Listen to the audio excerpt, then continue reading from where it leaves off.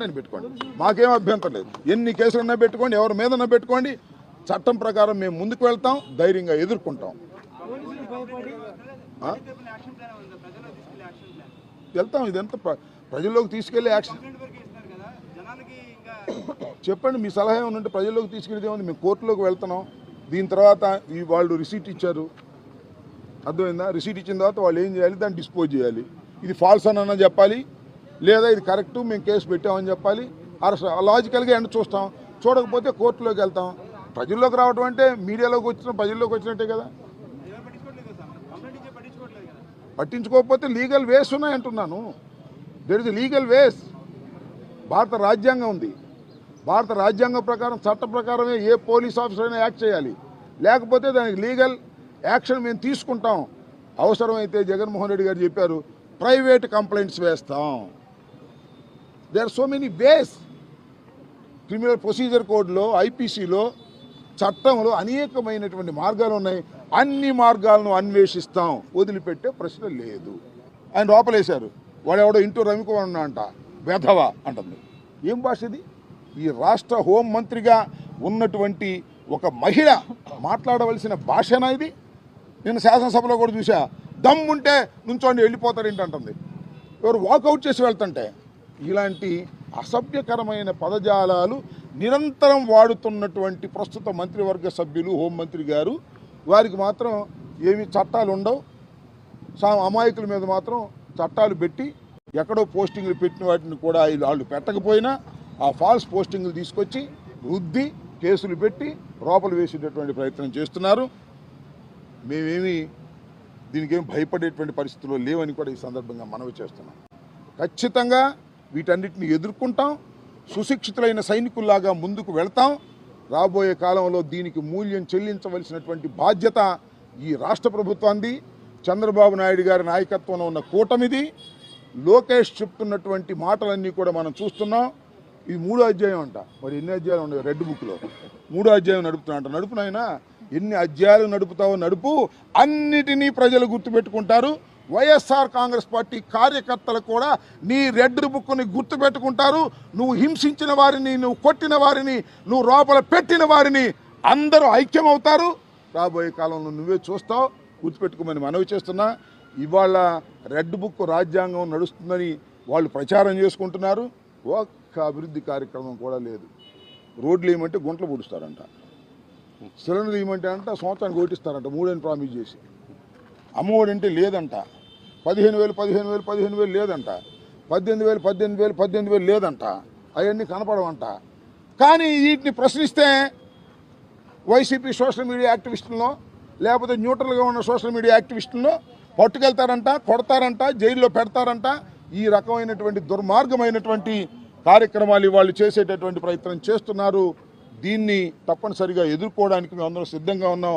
ఇవాళ ప్రధానంగా మీ ద్వారా రాష్ట్ర ప్రజానీకానికి తెలియపరచదలుచుకుంది ఏమిటంటే, ఎస్, మేము కూడా కంప్లైంట్స్ ఇస్తున్నాం. నిన్న మొన్న కూడా మా కౌన్సిలర్సు, మా కార్పొరేటర్సు, మా నాయకులు వెళ్ళి డిఫరెంట్ పోలీస్ స్టేషన్లో కేసులు ఇచ్చారు. ఇవాళ నేను స్వయంగా వచ్చి జగన్మోహన్ రెడ్డి గారిని దూషిస్తూ పెట్టినటువంటి నారా లోకేష్ గారు, అదేవిధంగా అయ్యన్న పాత్రుడు గారు పెట్టినటువంటి ఆ పోస్టింగ్లు కూడా ఇచ్చా. వారి మీద కూడా యాక్షన్ తీసుకుని మీ సిన్సియర్ నిరూపించుకోవాలి కదా. మీరు యాక్షన్ తీసుకోరు, చూస్తాం. మాకు చాలా వేస్ ఉన్నాయి. హైకోర్టు ఉంది, సుప్రీంకోర్టు కూడా ఉంది. మా మీదే కేసులు కాదు, ఎవరు పెట్టినా కేసులు తీసుకునేటువంటి ఒక మంచి వాతావరణాన్ని మీరు సృష్టించేటటువంటి ప్రయత్నం చేయకపోతే రాబోయే కాలంలో ప్రజాస్వామ్యానికి విఘాతం ఏర్పడుతుందని ఈ సందర్భంగా చెప్పదలుచుకున్నాను.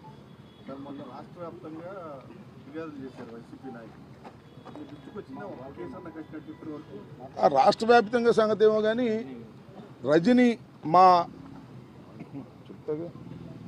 రాష్ట్ర వ్యాప్తంగా ఏమో కానీ మా మాజీ మంత్రివర్యురాలు, చిలకలూరుపేట శాసనసభ్యుడిగా పనిచేసినటువంటి వ్యక్తి, ఒక మహిళ, ఆమె వెళ్ళి వాళ్ళ 15 రోజులు 20 రోజుల పైన అయింది. కేసు రిజిస్టర్ చేశారా? కనీసం విచారించారా? వాళ్ళని పట్టుకొచ్చారా? ఒకసారి యూట్యూబ్లో చూడండి. నేను చెప్పాల్సిన అవసరం లేదు. ఆమె మీద ఇన్ని ట్రోల్ చేస్తున్నారు, ఎంత దుర్మార్గంగా మాట్లాడుతున్నారు. ఎంత పచ్చిగా మాట్లాడుతున్నారు. ఆమె మీద మేము కంప్లైంట్ ఇచ్చినా కూడా దిక్కులేదు. అంటే ఒక అరాచకాన్ని సృష్టించాలనుకుంటున్నారు ఈ రాష్ట్రంలో మీరు.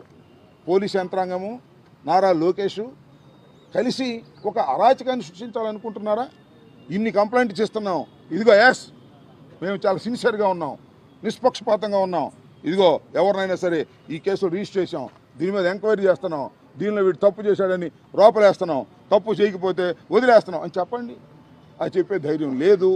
ఇది ఒక కుట్రపూరితంగా వైఎస్ఆర్ కాంగ్రెస్ పార్టీ మీద పోలీసుల్ని అడ్డం పెట్టుకొని దాడి చేసేటటువంటి కార్యక్రమం చేస్తున్నారు. చాలా చోట్ల పోలీసు ఆఫీసర్స్ కూడా ఇల్లీగల్గా బిహేవ్ చేస్తున్నారు. అలా ఇల్లీగల్గా బిహేవ్ చేసే పోలీస్ ఆఫీసర్లు తప్పనిసరిగా ఇరుక్కుంటారు, జాగ్రత్త అని చెప్పదలుచుకున్నాను.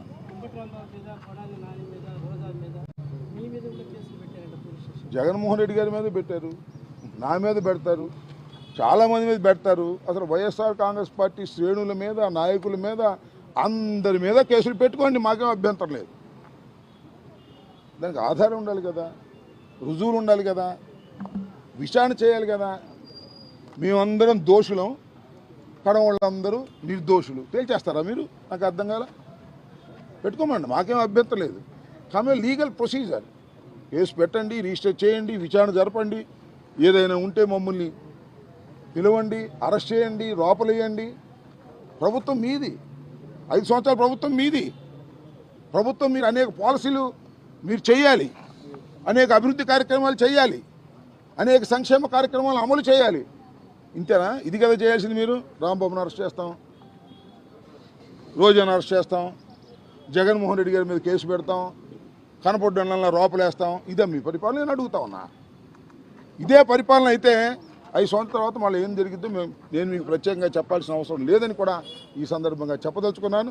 మీరు పరిపాలన మీద దృష్టి పెట్టకోకుండా రెడ్ బుక్ మీదే దృష్టి పెట్టి మమ్మల్ని అణచాలనేటువంటి ప్రయత్నం మీరు చేస్తున్నారు. చాలా సింపుల్ రీజన్. బాలు బురదలో వేస్తే ఏమైద్ది?